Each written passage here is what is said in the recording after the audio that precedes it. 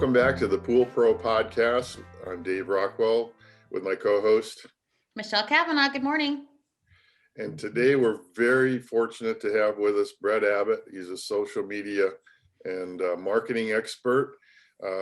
Brett, why don't we start with having you tell us a little bit about your background and what you do?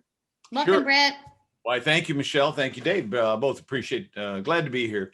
My first time on the Pool Pro podcast. So I've been in the pool industry for about 15 years. I was originally an engineer working in the high-tech industry and sales and marketing and all kinds of fun stuff. And then about 18 years ago, I decided to open my own agency. And then about 15 years ago, I decided to fire all my other clients and work exclusively in the swimming pool industry. So I've been doing that now for about 15 years.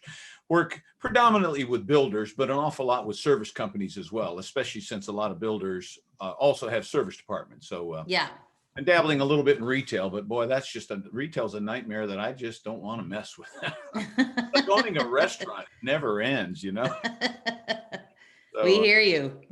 But anyway, so I do marketing, just about anything and everything that will help a pool business owner succeed. That's what I tend to focus on. And social media is one of these things. But I'm going to tell you, I'm a contrarian when it comes to social media. All right. Okay. Tell you that a lot of what you've heard is not good advice. And that's why the title of my presentation is Social Media Can Help, but you're probably doing it wrong. So we'll talk about what's wrong and what's right. And so That'd be great. And my promise is this: when we're done, it's going to be a whole lot easier for you, the business owner, than you might have thought. Than what everybody told you before. Forget that. It's a lot easier than you think. That's good news, Brett. That is good news, and that's probably what keeps a lot of us from getting more involved in it, is because we're afraid it's going to be too time consuming. If we do it inconsistently, then we can do ourselves more harm than good. Right. So I'm very pleased to have you walk us through the right way to do this. Roger that. I'll jump in now. Can you see my screen? Yep. All right. Except for the folks that are out there cleaning pools, they can't see it, but that's all right. So social media, I'm going to talk about the do's and the don'ts. First, the do's, some basic, fundamental. This is a real easy concept to remember. Whatever you're putting on social media, and for the moment, I'm talking about organic social media. There's also advertising on social media, and there's certain benefits there, and we'll talk about that too. But for now, I want to focus first and foremost, good old-fashioned social media, organic stuff. So whenever you're posting something, you want to imagine that you're at a dinner party, okay? If you wouldn't say it at a dinner party, you probably shouldn't say it online. If you're at a dinner party with your neighbors and friends, you should be interesting, you should be conversational, you should be active, you don't want to be sitting there in a corner doing nothing, and you should be helpful, right? So, and be sincere, and okay, and basically be human, right? Just be a nice person sitting at a table, chatting with everybody else. That's how to do. It's not about bragging about yourself, because that's that's an example of the don'ts. That was it on the do's. Do be interesting, conversational, and be human. Some of the don'ts: don't be a salesperson. This is the classic mistake.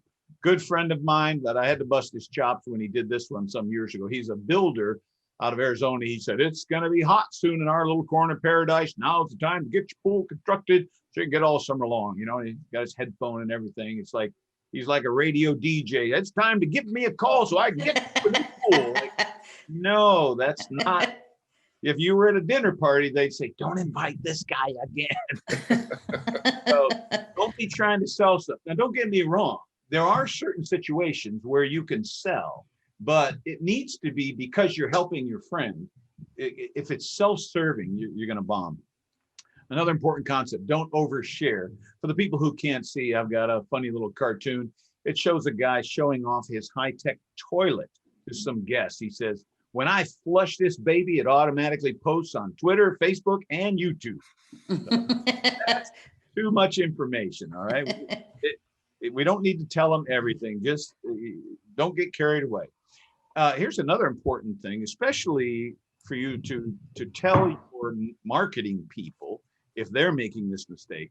Don't send people away. One of the great things about social media is that it can get your visibility up for free. And then people discover you and come to your website. Well, a lot of people, maybe I'm gonna badmouth the marketing industry for a minute here, okay? Because here's what happened. When social media first came on the scene about 10 years ago, all the marketing folks would go, wow, this is it. This is the next generation. Websites are going away. It's all going to be social media, advertising. Everything's dead. Everything is going to be only social media. They got carried away. And then whatever is out there, you got to be doing everything. No, you don't. In fact, you probably shouldn't. And so some of them fell into this trap of, on the website, well, you got to put all your social media on your website so people can get to that. Well, I don't mind if people want to go to your social media site, that's fine, but don't encourage them to leave your website. I mean, the whole point of media is to get them to your website. And if you say, no, leave my website and go check out my Facebook page. What are you, idiot? No, they're in your store. You don't throw them out. It's like, so don't send them away. And don't expect miracles, it's not, you're not going to win the lottery. Your video's not going to go viral. Don't count on any of that stuff. It's just some good core level fundamental stuff. Now, what I'm showing on my screen is, what would you say, Dave? Is about 100 different social media groups or operations, Michelle? Yeah. It's a bunch. So what you need to do is just first get signed up on all of these. No, actually, you don't. Don't assume that all social media are right for you. So we'll talk specifically about service.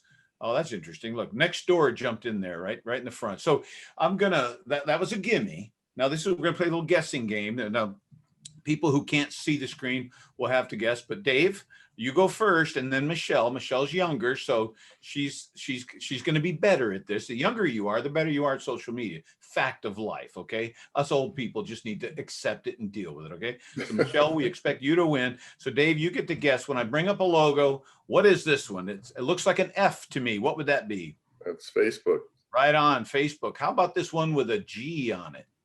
Something to do with Google. You are right. Michelle, what's we going to call that one? I have no idea.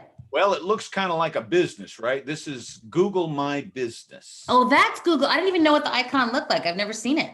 Yeah, that's why you're here on this. I know what Google My Business is, however. I will say that. It's so important to be on these podcasts because you'll go through your life not knowing what the Google My Business logo looks like. How about this white triangle on a red background? That's YouTube. That's our go-to. Yay, Dave. Get you some. Yeah. How about this funny little green thing? Hulu. Hulu. Nice try. Is it House? That is House. That is the new logo for House. See, it's kind of, it's an H, a lowercase. Yeah. Kinda Looks like a shaped house. around. Yeah. Cute, aren't they? Oh, they're so cute.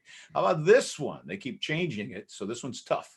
I can't see that. Well, I got to move this. Oh, Oh, yes. Let me move that for you.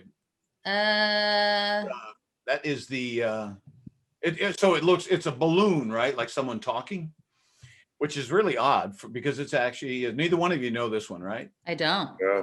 This is Angie's List. Wow. No Yeah, clue. Yeah, they changed it. At one point, it was a gal named Angie, but now I guess they fired her. So, Or but She sold out retired. and She put it in the retired, Caribbean Brett. somewhere now. Yeah. it could be. I'll tell you but Angie's List is very important for the service industry. Okay? Yes. So we aren't going to ignore that one. How about this little blue bird? What would that be? Twitter, Right on, Twitter. And the P, Pinterest, interest. Hey, Dave's crushing it, huh? How about this strange thing? Instagram, Right. Wow, Dave. Hey, wow. And how about this? LinkedIn. LinkedIn. That is correct. And then, of course, Nextdoor. So good job. I think the only things we struggled with were House and Google My Business. Oh, Angie's List, of course. I'd like to go through these one by one. We'll go through them quickly, but just because basically some of them you need to do things with. I shouldn't say need to. You don't need to do anything. But here's kind of the overall reason we're even talking about this. There are some advantages to taking it to doing some free stuff on social media. It can raise your overall visibility. Like I said before, It's not going to work miracles. You're not going to go from page 50 on Google to page 1 on Google because you started posting on Facebook. That's not going to happen. But it's a little thing. You know, there's 200 things that Google looks at. This is one of 200 different things. So putting it in perspective, how to use Facebook. This is what, so for builders, and I realize you probably don't have many builders on this call, but if you're a builder or if you're doing a big renovation, it makes sense to post the project, the work in progress on Facebook and tag the homeowner in the picture, because when the homeowner is tagged, then they get an email notification that says, hey, you've been tagged in a photo. And they go, what? And they go, look. And even though they're not in the photo, it's their backyard, it's their swimming pool. They know what the heck. They go, oh, that's my pool. So what do? They like the photo and they post the photo on their own page. And they probably say something like, finally getting the pool remodeled and they're adding a cabana and an outdoor kitchen. I can't wait. And then all their friends say, oh, you bitch, you're so lucky. You know, all this chatter back and forth about the project going on in her yard. And so you're not bragging at all, just saying, well, we're scraping off the old plaster and getting ready to replaster tomorrow, blah, blah, blah. They should be swimming again by Sunday, whatever. That just no bragging, just a simple status update. And it kind of it's interesting to the homeowner. That's why that makes sense. Now, Brett, before you move on though, don't they have to get some sort of permission? Yes, before they do that? Right. So the truth is that if your client hasn't liked your Facebook page, then you really can't tag them anyway. You can only I tag see. friends. So if it was me, and this is what I tell builders, if I'm meeting with a builder, if I'm a builder and I'm meeting with a homeowner, I would say, hey, great, looking forward to get started. Thanks for this check. Baby needs new shoes. We're all excited to have your money and to build your pool. By the way, have you ever heard of Facebook? Are you on Facebook? And of course, well, sure we are. Yeah. Okay. Well, if you will like our page, then I'll have my project manager post updates of your project and he'll tag you in it so that you'll get notified. You can be at work and you can see what we're doing, even if you're not there. And they say, oh, well, that's a great idea. And if they happen to say, oh, no, I'm a very private person. Well, fine, then we won't do that. Yeah. Okay. That's a good point. Yeah. Now, some of us as service companies do the startups for these builders. And so this is a great chance for us to just take over and kind of build on the publicity that's already started on this pool. Like, this great pool went in and we're doing the start. I mean, I sort of ride the backs of the builders I work for all the time doing that with their permission, and some of our jobs have strict non-disclosure, so we have to be careful. But if you go transfer right into, this is a great pool and I know how to start it up, that's a great message to send out. Yes. Dave, excellent suggestion on the startups. I really hadn't thought about that, because your startup is typically going to take a couple of weeks, right? A month. There you go. So there's a whole lot of, and you're going to visit it more than once or twice. So there's a lot of opportunities for you to do that. But yeah, I'm going to admonish Dave to remember rule number 1, don't be a salesperson. Right. So don't brag about, how, hey, it's a good thing we're here. No, just do it like at a dinner party. So here's what I'd say. I'm really excited to start up this newest pool from ABC Pools, right here in Tempe, Arizona. And so we'll be putting the initial chemicals in today and brushing the sides, coming back on Thursday to adjust to do the acid or whatever, just the facts. As soon as you start bragging, people can smell it instantly. It's a turnoff. Just like if we're sitting around at a dinner party and I said, Dave, it's really, Michelle, thanks for inviting us over for dinner. Dave, I'm glad you're here because I'd like to talk to you about insurance needs. I'm in a multi-level marketing program where we can sell life insurance. So can we have a chat about that now, Dave? I would not invite you back, Brett. I don't know about that, but have you heard about Amway?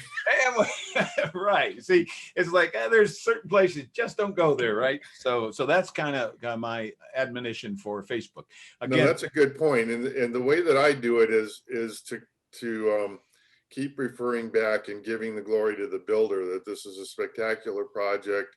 I'm just privileged to be able to work on it. This is just a terrific client and a spectacular pool, and I'm just glad to be here. Mhm.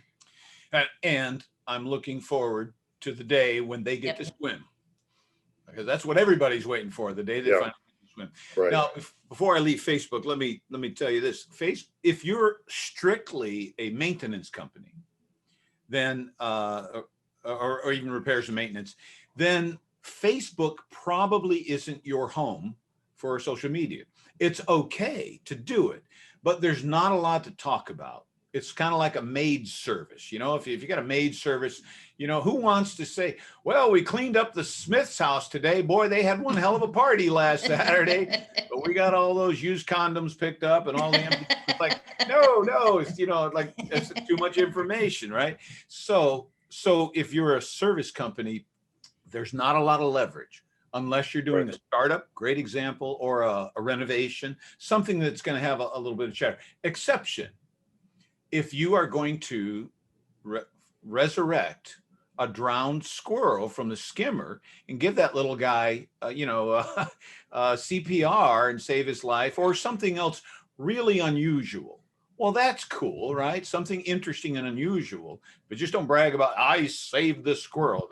And they didn't. You know what I'm talking about, right? It was about Yeah. last year. Well, that was a great story because that was cool. So if you see something really interesting, but if you're just a service company, just a maintenance company, don't expect to be able to promote much or anything on Facebook. The way Unless- most of the service industry uses Facebook is there are a number of groups where pool pros interact with each other and say, well, have you Yeah. ever seen this problem? What happens if you do this? Yes. Which is a Again, great way to bragging about use it. some of That's a their great way to use projects, it. Yeah. showing the animals they fished out of the pool, the poisonous snakes laying around. Yep. So that's generally, there's actually some huge and really beneficial communities Yes. on Facebook, To assist. Yep. where we all kind of help each other out and try and elevate the industry a little bit by sharing information. Excellent observation, Dave. I agree 100%. I've seen quite a few of those organizations. In fact, I'm guessing Pool Pro Podcast might have your own group on Facebook. We have a group, Pool Pro. There you go. Yep. So, but I will tell you, as a marketing guy, my primary focus is not the educational inside, but what are we going to do with the public?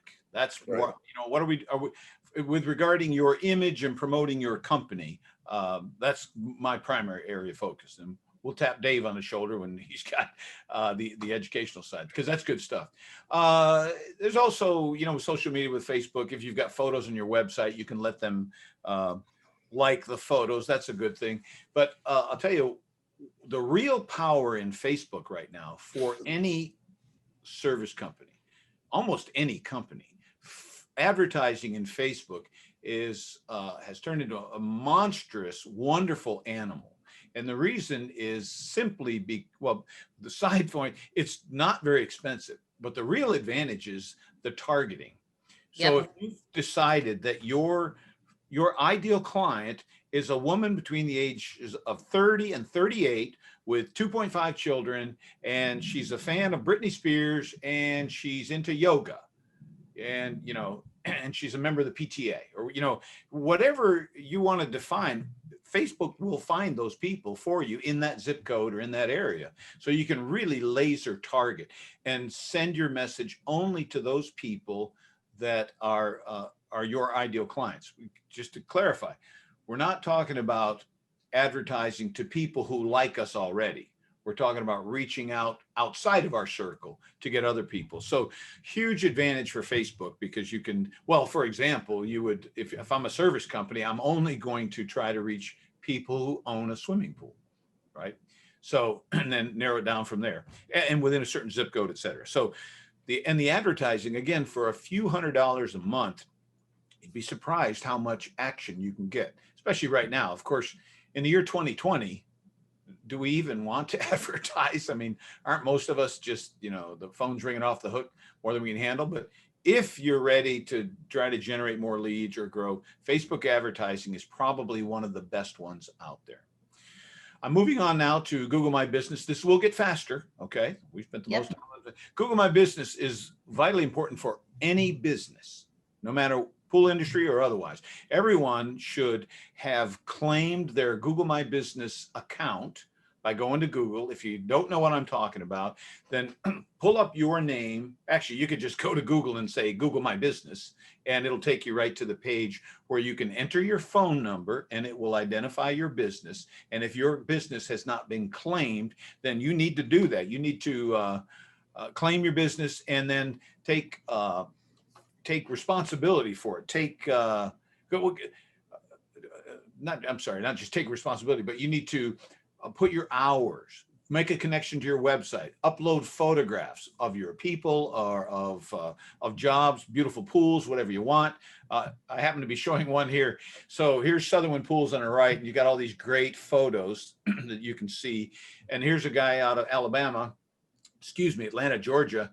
And the only photo that's showing up is the back of his building from Google Streets. And you see there's all kinds of junk back there. It's like, okay, yeah, he wasn't paying attention. It's like, oh, you need to pay attention to this stuff. So, and besides, if you ever get a negative review or anything like that, this will notify you. And this is also where you can reply to those negative reviews, or to any review, actually. That's where once you log in, you can manage your reviews from there. So again, you got to claim your listing, add your company description, hours of operation, photos, videos. You can also upload videos, and you can't upload reviews, but this is where you would send people. Well, you just send them to your Google listing, and then from Google My Business, you can manage your reviews from there. Okay. Now, Houzz is a place where basically it's homeowners who are looking to do home improvement, right? It's kind of an interesting social media. So we know they're homeowners, and they may be wanting to do a patio or refurb their pool or something. If you're a maintenance only company, I would say don't waste your time with Houzz. If you are doing renovations, this is a great place to show before and after, and describe a little bit about what you did, because Houzz has, unlike a lot of social media, has a local feature. You can find a local pro. You can advertise there too. I've seen mixed results. I've seen good results with advertising, and then sometimes not so good. It varies, but it's possible. It's totally free, just like everything else we've talked about. Signing up for these guys are all free. Post only your best stuff. This Houzz, we don't want to flood 1,000 photos. We just want really nice before and after photos. And in fact, back to Dave's point, if you just did a startup of a brand new pool, well, yeah, you could post that one too. And say, oh, here's another great pool from ABC Pools. We just started this up, and they got to start swimming on Sunday, whatever. And you may get questions from people who are not even remotely possible to be your customer. You may be in California and they're in New Jersey, and they want to know what kind of pavers you use. Well, be nice and tell them what kind of pavers you use, because everyone else is watching. So you need to demonstrate. It's like the dinner party. They may not be in the conversation, but they're watching how you react. So be a nice person, okay? Advertising, as I say, is optional. YouTube. Dave, you said this was your go-to, or maybe Michelle, maybe both of you kind of got real excited when you saw this because you wanted to watch cat videos, right? I could see it in your eyes. Dave, what was it about YouTube that you were saying it was your go-to? Well, this is where we post our podcasts that have visual aids, like this one will be on YouTube. Right. It's a great place to do little how-to videos, or take videos detailing things about pools and showing people. It's a way to help people, as well as sort of subtly showing people what your experience level is and what you know. Yeah. Or just the fact that you do know what the heck you're talking about. Yeah. Agreed. Absolutely right. Now, my admonition is, if you have videos or if you're going to create videos, just like Dave said, great, create a channel, post the videos. You can also repost those videos on your website and or Facebook or anywhere else if they're appropriate. If if it's a good instructional video, heck yeah, put it on your website as well as on YouTube. If you don't have videos, then don't worry about it. Okay. So if someone's saying, man, you got to get on YouTube. Well, I don't have any videos. Well, you're going to make some. No, you don't. You don't have to. I mean, yeah, if you're into that, great, do it. If you like making those kind of videos, go, or someone on your team wants to do it, great. But if none of you are into it, then don't force it. It's not necessary. Just, you will survive without being on YouTube. Moving on to Angie's List. This, are you familiar with Angie's List, Michelle? You theoretically, Oh, yeah. Okay. I was going to say you are Way in the past, Go ahead, Dave. from a long time ago. Right. In fact, I don't know if they merged with Service Magic or something interesting Yeah. happened. I thought so. So again, Angie's List is free. It's a blue collar services directory that when it was originally created, it was more or less, I described it as for rich housewives that their husband is the president of the bank, and their job is to take care of the 10,000 square foot mansion that they live in. And so they don't want to get their fingers dirty with the yellow pages. So Angie's List is a very it's more exclusive, I say rare, because in the yellow pages, which is a funny anachronistic thing to bring to talk about, the yellow page. But if you go to regular directory, you're going to see every freaking body, and you got to sift through 1,000 people, or at least 100 listing. Very difficult to find someone. On Angie's List, it tends to be a much shorter list because it's only going to be people that have been recommended by other members of Angie's List. Okay, so so it's rare air. You want to be on that short list. So what you want to do is register for free and upload some photos and videos. And then the most important thing is you've got to find one or more customers who are members of Angie's List and get them to say something nice about you. If you've got 2 good reviews from Angie's members, you're in great shape. You're likely to get all the phone calls you can handle. If you have 1 negative review, forget it, it's over. Okay, this is not a numbers game. Well, I've got 50 positive and 5 negative. No, it's 2 good ones is great. 1 bad one, it's over. No one's going to use you if you got a negative review because you hurt someone in the club. Advertising is optional. Instagram, it is free. It is popular. I would absolutely use Instagram to feed to Facebook. The problem with Instagram is it's limited. The only people who are going to see it is your whoever's following you. And if you're a pool service company, well, you know what? Unless you've found a poisonous snake or saved a squirrel, there's not a whole lot of interesting photos. So you really, if you want to do it, go ahead because it won't hurt you. But don't feel compelled to. I am hereby giving you permission to never, ever use Instagram for business if you don't want to. It's not going to make any difference for your business. Do it for fun, not for business. Pinterest is kind of the same way. It's totally free.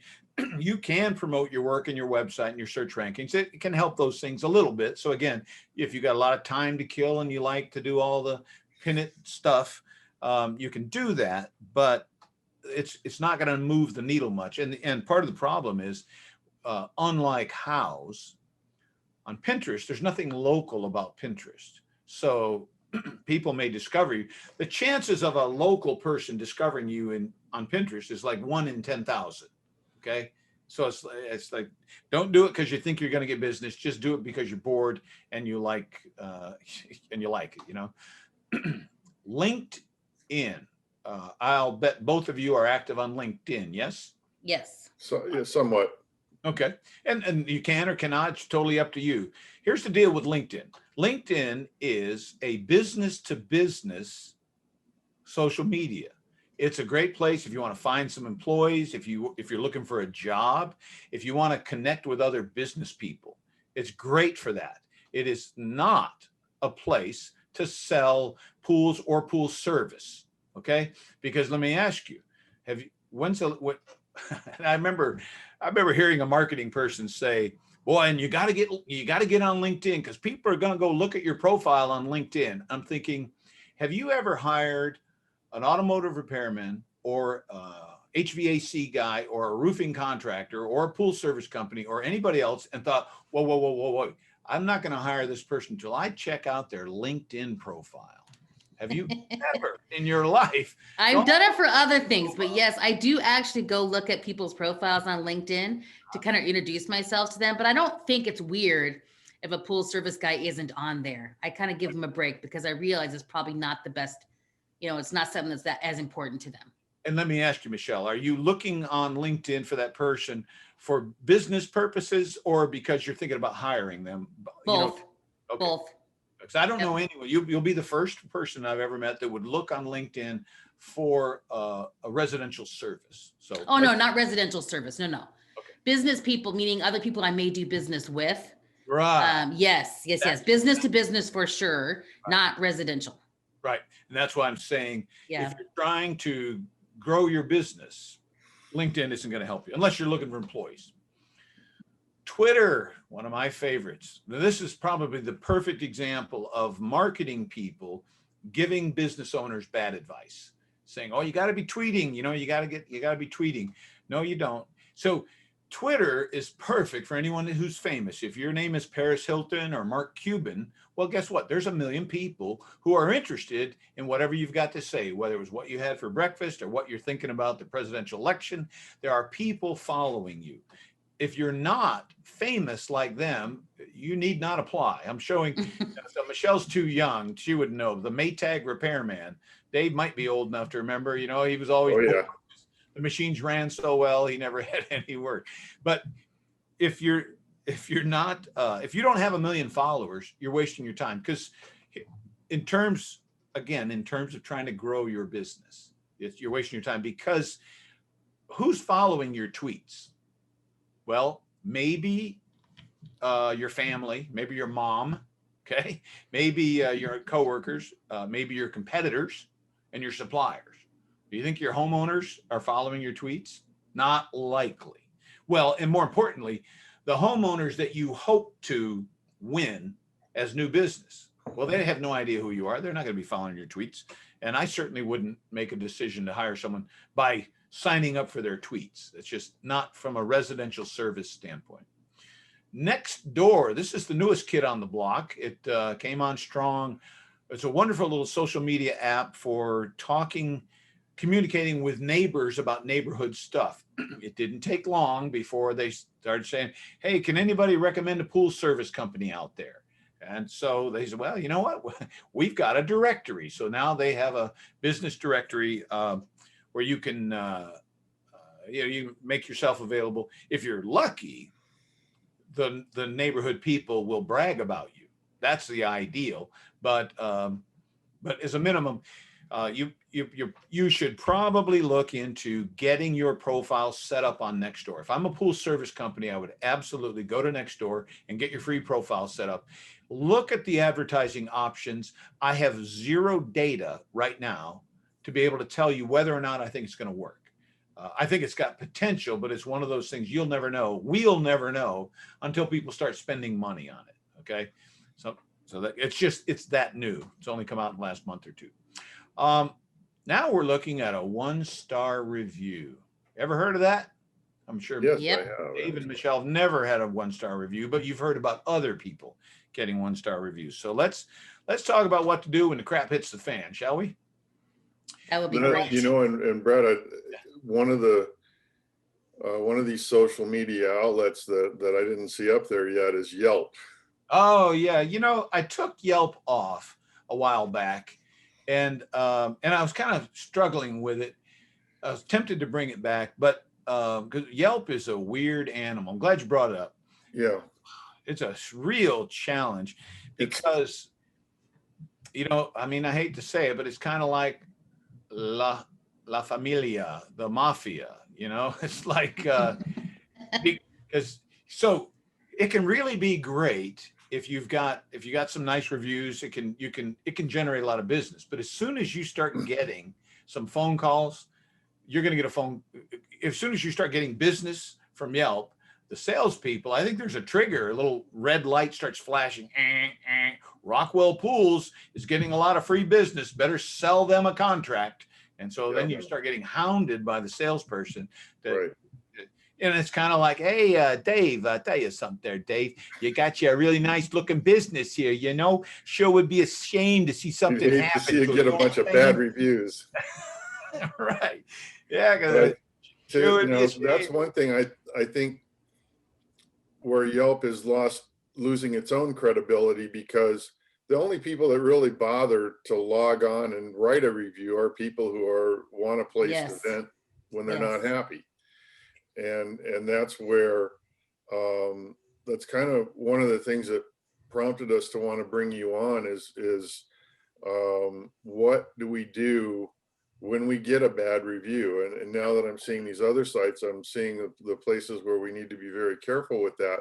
But it's going to happen. You just don't make everybody happy all the time.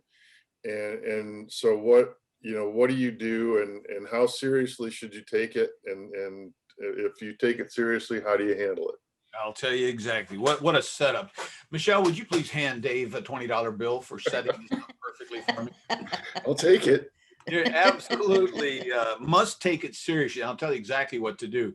On my screen, I was just showing a quick concept. You know, I got 10 thumbs up and then 1 thumbs down, 1 big thumbs down. And this represents the concept that 10 attaboys can be wiped out by 1 all crap, right?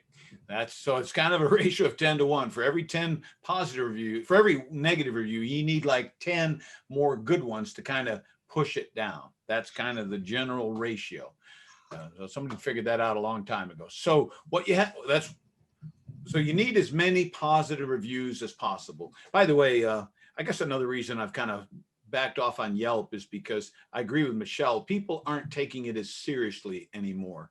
Google is the real powerhouse for review, because you don't have to go somewhere to go see the reviews. As soon as you do a search on the internet on Google, unless you're one of the rare people using something other than Google, you see the stars instantly. Even if you're looking at the map of figure out how to get there, you see the stars instantly. So that's where it really matters the most. So we absolutely need to respond to negative reviews, but I'll talk about that in a second.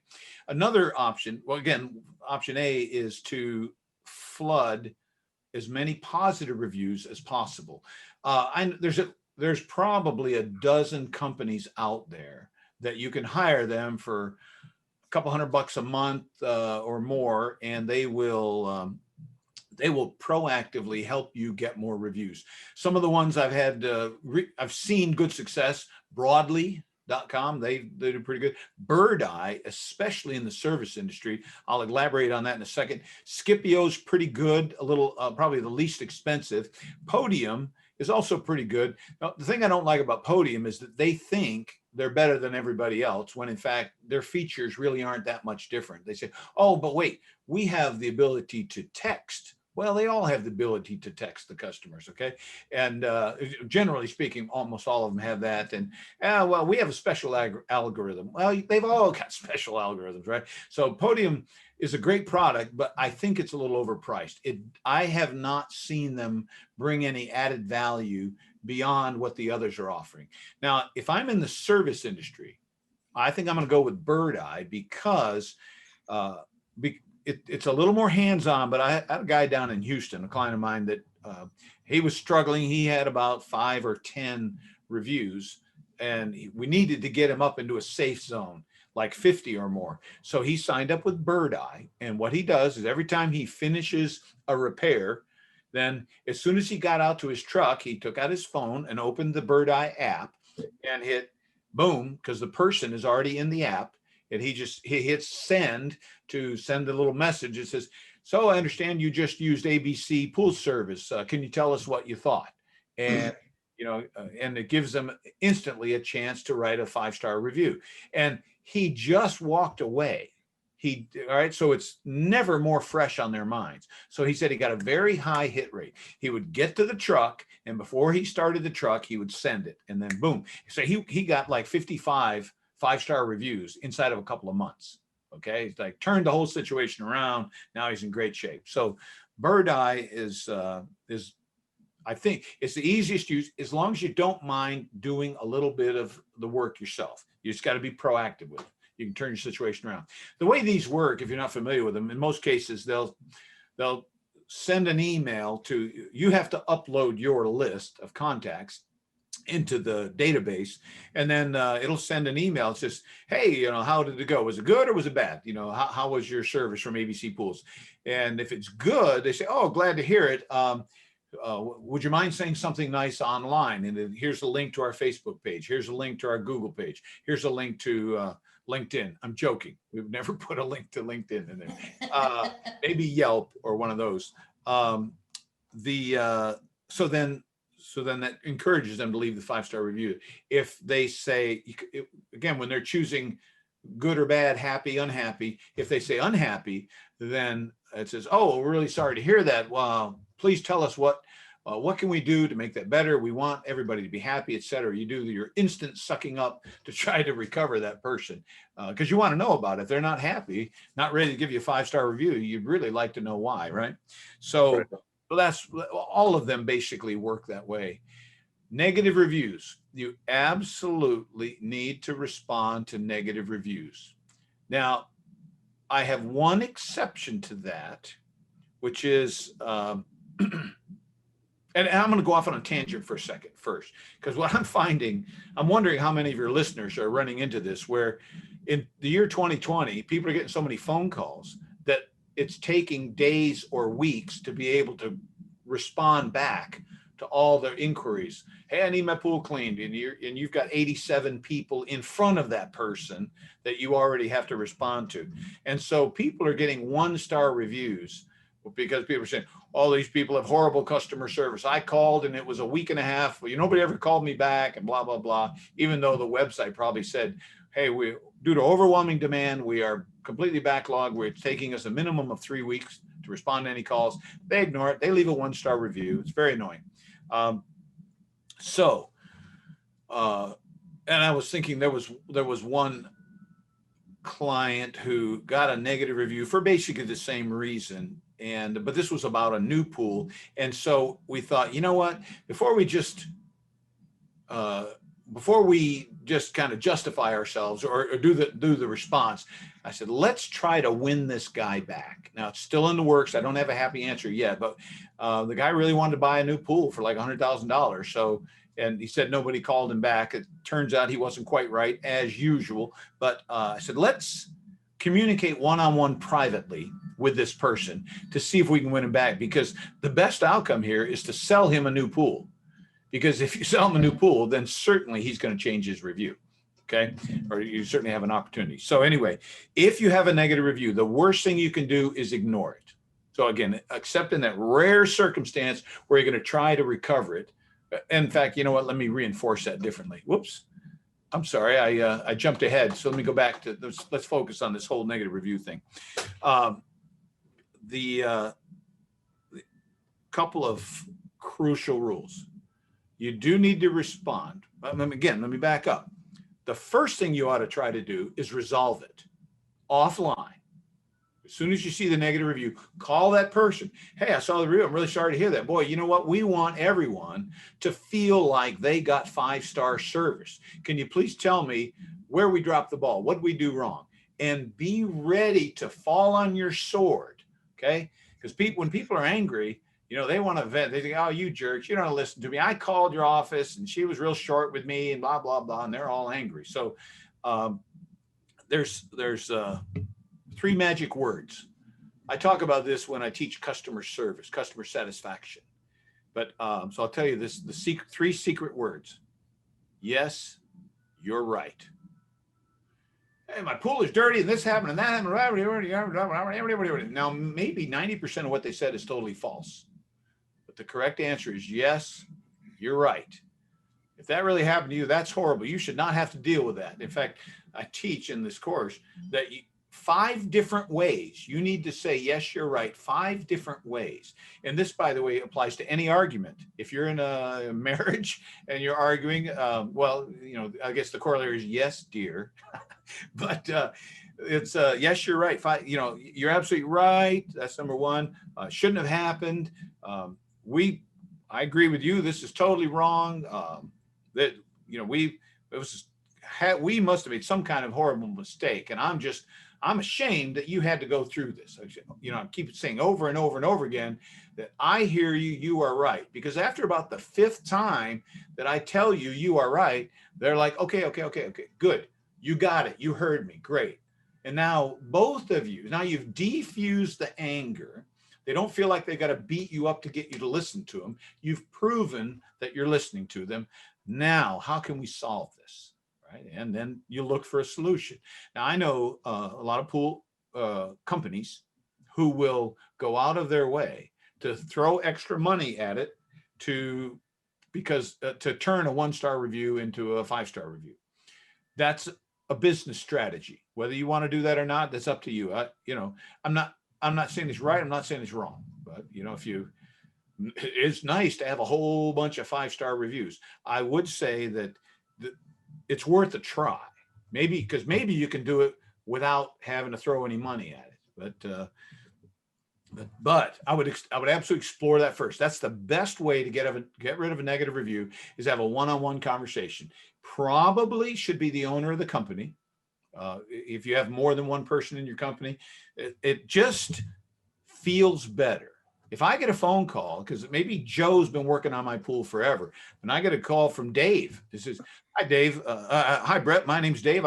I'm the owner of ABC Pools. My guy, Joe, has been working for you for a couple of years. I saw your review. I'm really sorry to hear that things aren't working out. Can you tell me more about it? Because you know what? I want everybody to have a 5-star experience, blah, blah, blah.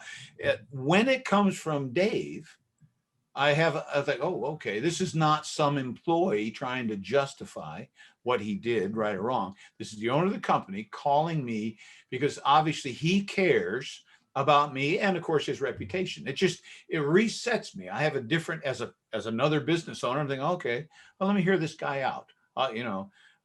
They went straight to the top and had the owner of the company call me. All right, I'm gonna give you a chance. You got a much better chance if the owner calls. Next, it's got to be non-emotional. Now, I know that's the tough one, especially because if you can't work it out over the phone, and it's going to stay, then you have to at least respond to it. And you absolutely have to have zero emotion.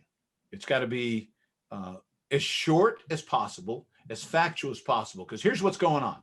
You've got 2 conversations going on. Well, there's a conversation going on between 2 people. One guy says, this company sucks. And then there's you. And then there's 1,000 other people all looking, reading, saying, ooh, this guy says they suck. I wonder what they're going to say. So you are responding not to win over that person. You are responding to win over the 1,000 people in the audience who are looking. Okay. So you probably need to, if you did something wrong, you got to say you were absolutely right. This was totally wrong. And in fact, that's why we fired Joe. We had to let him go. We discovered that he had done this at several locations. We have zero tolerance for that. He's out of here, and we've replaced. So, because if I'm reading that, I'm going, oh wow, you fired the guy, and you told me that you care about, you respect. You said yes, you're right. Okay, then that for me is a thumbs up. That 1-star review is now a thumbs up in my mind. I'm like, okay, wow, they responded exactly the way I would hope they'd respond if it happened to me. Now, what about when it's bogus? So then it's a little dicey. You got to be a little careful, or when they're lying, because if it's, let's go to the other extreme. If it's completely bogus, like it's an ex-employee or maybe a competitor, then we have to, again, very professional, say, we're not sure who you are. As far as our records show that we've never serviced your pool, please Right. contact our office. We'll be happy to take care of it. Boom, that's it. If you are a customer, please contact our office. We'll be happy to fix this. Something, boom. Because then if I read it, I'll go, oh yeah, okay, this is probably bogus. Because what I failed to point out is,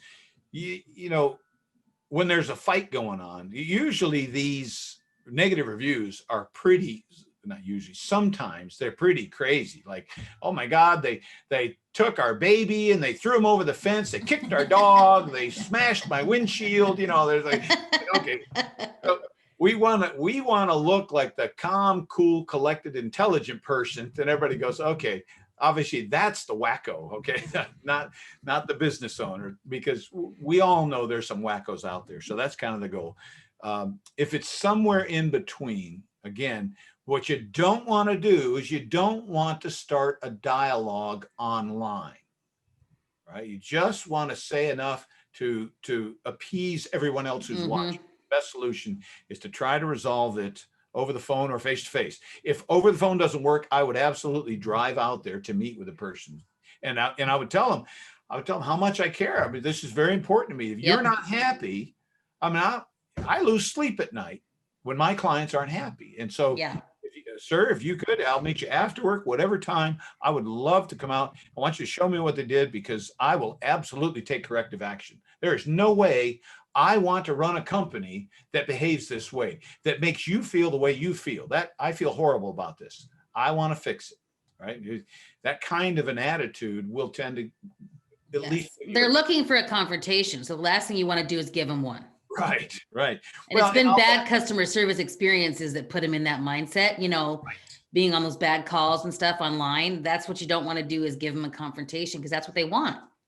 You're exactly. And you are the bad guy, You're exactly right. It's well, they're used to losing. That's why when they say, and you say, yes, you're right. They're like, wait, what? You mean I don't have to fight? What?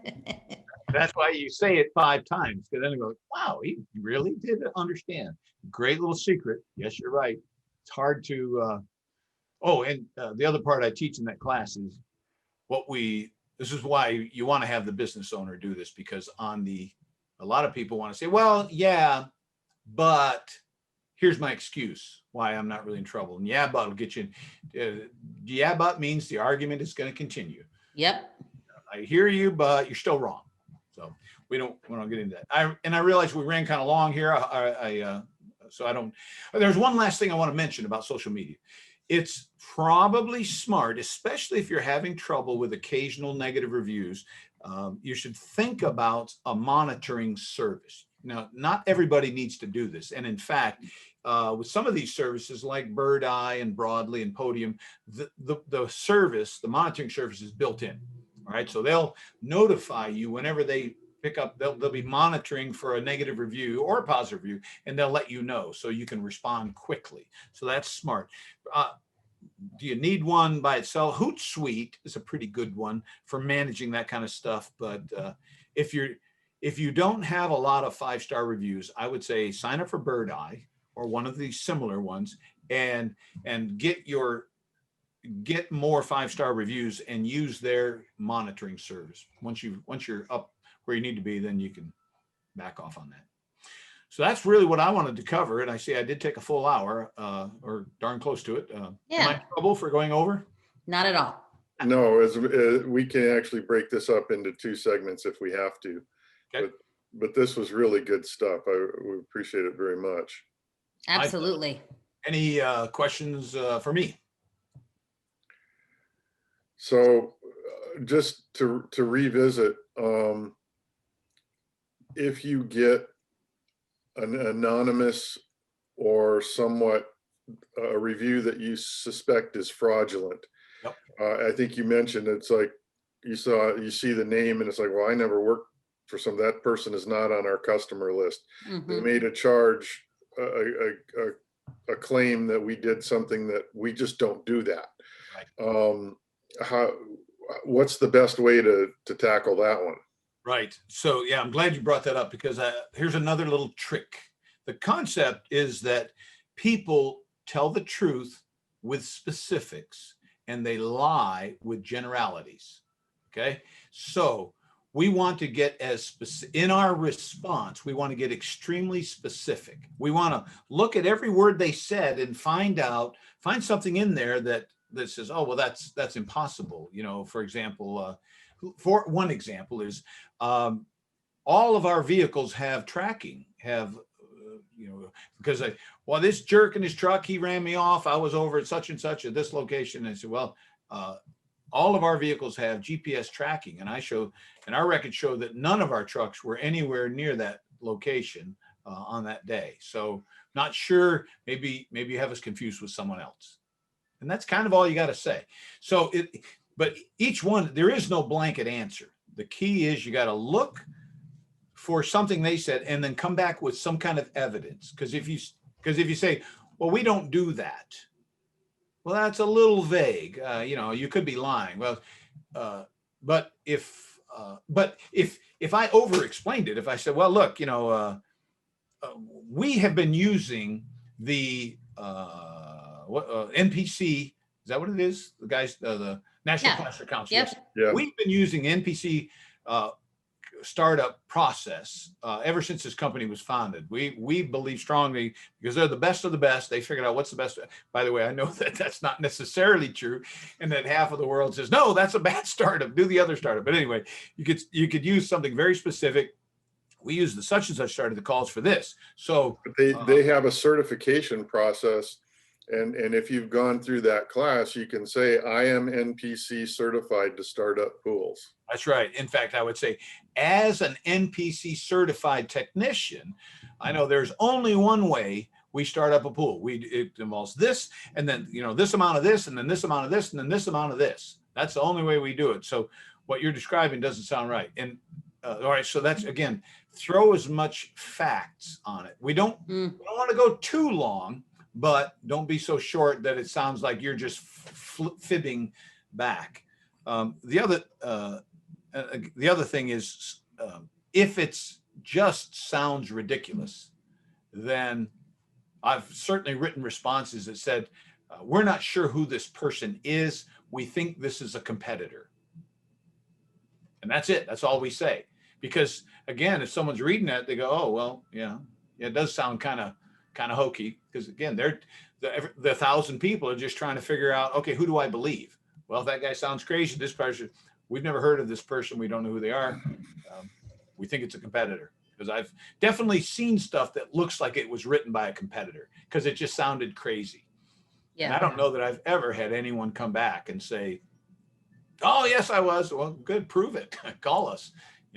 Anyway, so that's how you deal with it. You must reply, because, by the way, the reason it's a bad idea to ignore them is because people think you don't care. Yeah.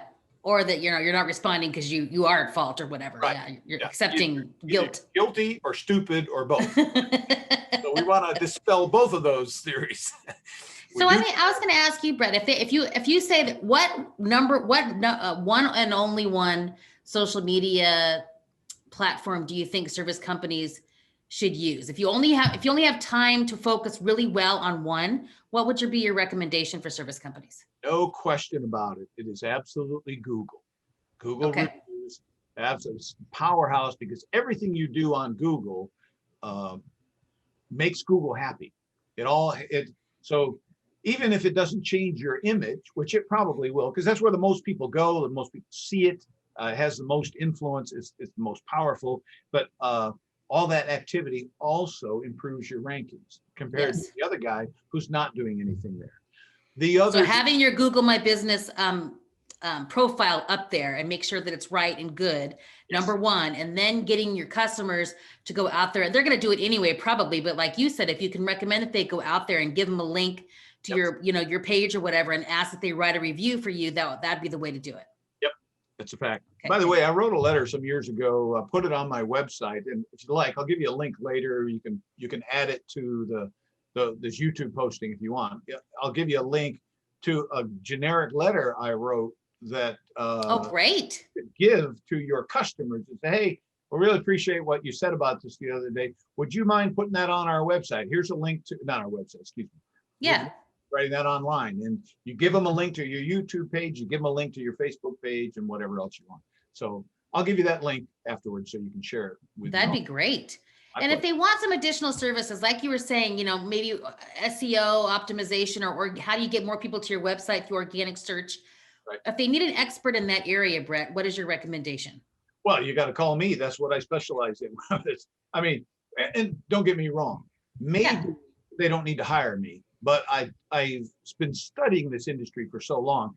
If you're a business owner in the pool industry, you can come to me with any challenge and I'll share with you what we've learned over the years, what works. And I may tell you, you know what, you need to hire that guy over there, or maybe that gal over there, or maybe you don't need to do anything, but, or maybe, you'll want to hire me, but it all depends. It's, Yeah. people can have a conversation with me for free.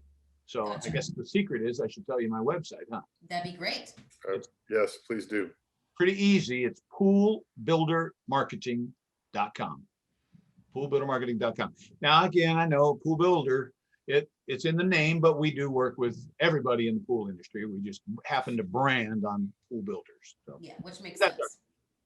And your website, I mean, your email and your phone number are probably all on there too. So if they want to call you or send you an email or whatever, they can do that from your website. yes, absolutely right. And in fact, you can even go to the contact us and schedule an appointment, and you Oh, can fantastic. free 30-minute appointment with me. And that puts it on my calendar, which means I can't get out of it. I live by my calendar. So if it's there, I have to be there. So you can get me for free for 30 minutes. I just, I love it. We got Yeah. you for free for an hour and we really appreciate it. I know, right? We didn't even have to go do that. all right. Yeah, I can't tell you how valuable this is, Brett, because people, this I is think this is the terrific area stuff. where a lot of folks struggle. So this is really valuable information. We really, truly appreciate you being on today. My pleasure. It's a joy talking to both of you, and maybe we'll find another topic to cover at some point in the future. That We would be love that. fantastic. Thank you. Thank you. Bye now.